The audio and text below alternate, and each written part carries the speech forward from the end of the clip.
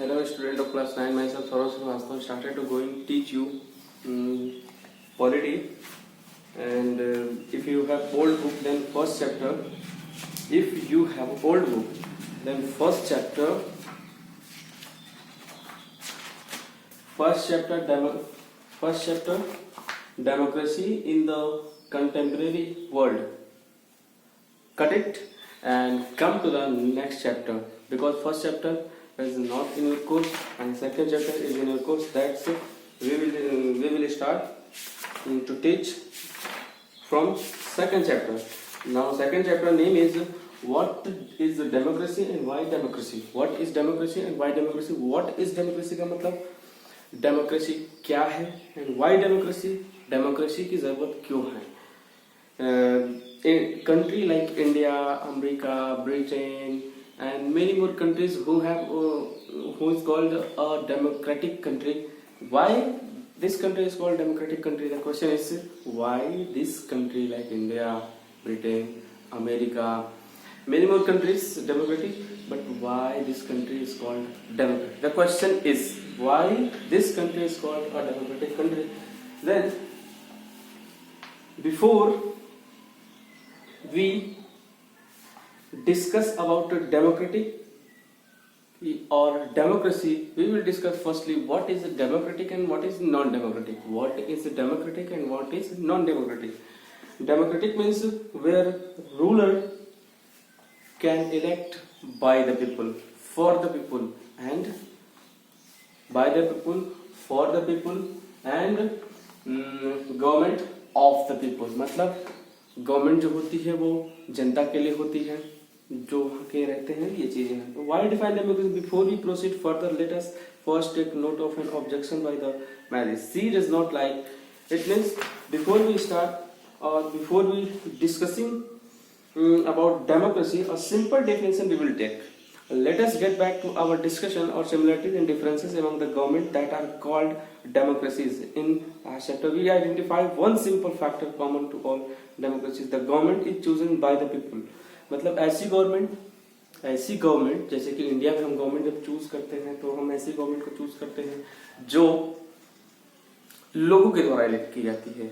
ऐसा नहीं कि लोगों की मर्जी के बिना इलेक्ट की जाती है. हर 5 साल के बाद 6 साल के बाद इलेक्शंस होते हैं और इलेक्शंस में हम वोट करते हैं और वोट करने के बाद हम उस गवर्नमेंट को चूज करते हैं. तो हम कह सकते हैं कि असली पावर एक डेमोक्रेटिक कंट्री में किसके पास होती है? तो वहां की सिटीजन्स के पास होती है. Got it? Then this is a useful starting point. This definition allows us to separate democracy from forms of government that are clearly non-democratic. इसका मतलब कि ऐसी गवर्नमेंट जो लोगों के द्वारा इलेक्ट की जाती है. A government which is elected by the people. A government which is elected by the people is called a democratic government. Abraham Lincoln said about democracy. A democracy is a form of government which is elected by the people, for the people, and by the people, for the people, and government of the people. Abraham Lincoln is the great scholar belonging from America, United States of America. He was also president of America. He said about democracy, a government of the people, by the people, and for the people. It means सरकार जनता के द्वारा और जनता के लिए बनाई जाती है. Then you will read it firstly, then concentrate on board what we will discuss. Okay, we will discuss about feature of democracy tomorrow, but firstly we will discuss about differentiate democratic versus non-democratic government. हम अंतर देखेंगे कि democratic government में, यानी कि ऐसी government, democratic government means ऐसी government जो जनता के लिए, जनता के द्वारा और जनता से चुनी जाती है उसमें, और एक नॉन डेमोक्रेटिक को हम ऐसे भी कह सकते हैं जैसे चाइना एक नॉन डेमोक्रेटिक कंट्री, क्योंकि वहाँ इलेक्शंस होते हैं लेकिन नाम के होते हैं. या हम कह सकते हैं कि वहाँ एक कम्युनिस्ट की सरकार है. या सऊदी अरब जहाँ पे राजा है, तो जहाँ पे राजा होंगे तो वो मोनार्की कहलाएगी. मोनार्ची कहलाएगी, वहां पे हम उसको डेमोक्रेटिक नहीं बोल सकते क्योंकि वहां पे राजा है, वहां पे इलेक्शंस नहीं होते। तो डेमोक्रेटिक और नॉन डेमोक्रेटिक को हम इस तरह से समझ सकते हैं। First point we will take, we are democracy is expanding but what makes it better. हम जानते हैं कि डेमोक्रेसी दुनिया में बहुत ज्यादा है और बहुत तेजी से फैला है, तो ऐसा क्यों है? क्या डेमोक्रेसी ही गवर्नमेंट का एक अच्छा फॉर्म है या डेमोक्रेसी से अच्छा भी कुछ अच्छा फॉर्म हो सकता है? हम ये आंसर ढूंढने की कोशिश करेंगे। Examples of Chile, Poland and Ghana. You can search by the internet about Chile is a country of North America, Poland and Ghana. These three countries are a great example of democracy. So you will write about Chile, Poland and Ghana in your notebook and send your homework next day. Only by using the word we come to understand the meaning. क्या हम सिर्फ democracy से democracy को समझ सकते हैं? क्या हम सिर्फ एक वर्ड डेमोक्रेसी का यूज करके पूरी डेमोक्रेसी की डेफिनेशन को लिख सकते हैं? तो ऐसा नहीं है।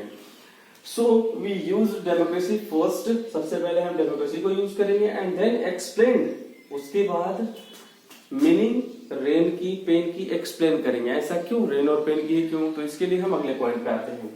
Need definition of rain. Rain की डेफिनेशन की जरूरत होगी only when we distinguish between drizzle and cloud. सिर्फ हमारे सोच लेने से, सिर्फ हमारे सोच लेने से कि बारिश हो जाए, रेन हो जाए, बादल कड़क जाए, ऐसा नहीं होता। उसी तरह सिर्फ हमारे सोच लेने से जब बारिश नहीं हो सकती, तो सिर्फ हमारे सोच लेने से एक डेमोक्रेटिक गवर्नमेंट का फॉर्मेशन भी नहीं हो सकता। इसके लिए हमें कोशिश करनी होगी, प्रयास करने होंगे। सो आप अच्छे से समझ गए होंगे कि यहाँ पे रेन वर्ड क्यों यूज हुआ है और पेन वर्ड क्यों यूज हुआ है। पेन को भी हम इसलिए यूज करें क्योंकि पेन से भी हम बिना चाहे नहीं लिख सकते, अगर हम चाहेंगे तो ही हम उससे लिखेंगे। इसी तरह अगर हम एक डेमोक्रेटिक कंट्री की चाहत रखते हैं तो ही हम डेमोक्रेटिक गवर्नमेंट बना सकते हैं। Democracy is a government of the people. Democracy एक ऐसी गवर्नमेंट है जो लोगों को, लोगों के द्वारा और लोगों के लिए।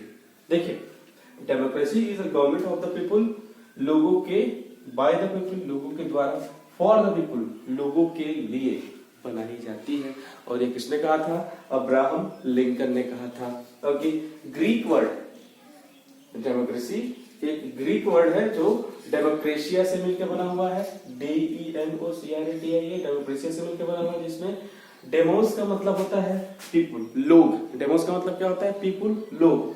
And cratia means rule. Cratia का मतलब होता है शासन करना। जैसे कि जो गवर्नमेंट हम इलेक्ट करते हैं, जैसे कि प्राइम मिनिस्टर इलेक्ट करते हैं, चीफ मिनिस्टर इलेक्ट करते हैं, तो हमारे ही द्वारा वो इलेक्ट होते हैं, फिर हमारे ऊपर ही वो शासन करते हैं। So democracy is rule by the people. इसलिए हम कह सकते हैं कि जो डेमोक्रेसी है वो लोगों के द्वारा शासन की जाती है। क्योंकि मान लीजिए 5 साल अच्छी सरकार किसी में नहीं चले, तो अगले 5 साल बाद हमें चांस मिलेंगे और हम उस गवर्नमेंट को चेंज कर सकते हैं।